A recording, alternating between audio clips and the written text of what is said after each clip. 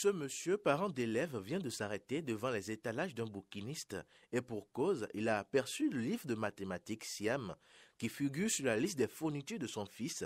Après plusieurs minutes de discussion, il convient du prix de 3000 francs CFA, soit de la moitié du prix en librairie officielle. Le recours à la librairie par terre n'est pas que l'apanage des parents d'élèves ou des étudiants. De simples citoyens ou des professionnels eux-mêmes y trouvent aussi leur compte. Il s'agit pour la plupart d'anciens livres indispensables à la formation ou non, mais aussi banal que peut paraître ce métier. N'importe qui ne peut s'improviser vendeur de livres. On ne peut pas se lever et vendre les livres comme du pain. Il faut lire, il faut être un lecteur. Si vous voulez bénéficier de la vente des livres, il faut être un lecteur. Alors quelqu'un qui prend un bouquin qui vous présente et qui ne lit pas, par rapport à quelqu'un qui prend un livre, un lecteur qui vous présente un livre, ce n'est pas les mêmes choses. Quand vous lisez beaucoup, vous prenez un livre, vous avez déjà une idée du contenu.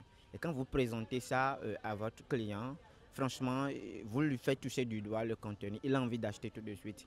Alors quand vous dites le prix, il est prêt, bon, même s'il doit discuter, il ne rabaisse pas trop. Vous pouvez vendre un bouquin que vous avez vendu à 3 000 à quelqu'un, à 15 000 à d'autres personnes. Ça dépend de votre façon de présenter le bouquin.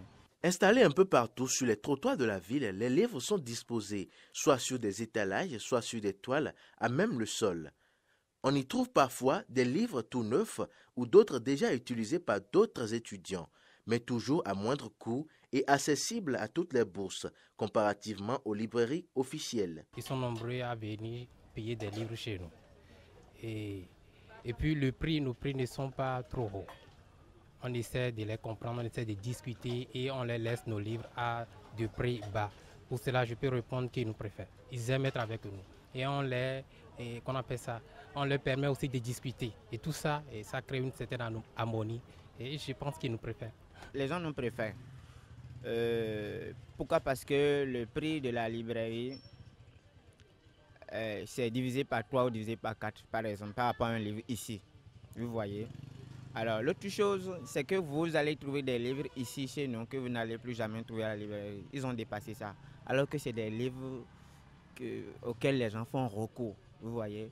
Du coup, les gens sont obligés de venir chez nous. Pour certains, la vente des librairies par terre est un métier à plein temps. Pour d'autres, par contre, c'est une occupation passagère qui nourrit son homme et constitue un palliatif aux parents d'élèves.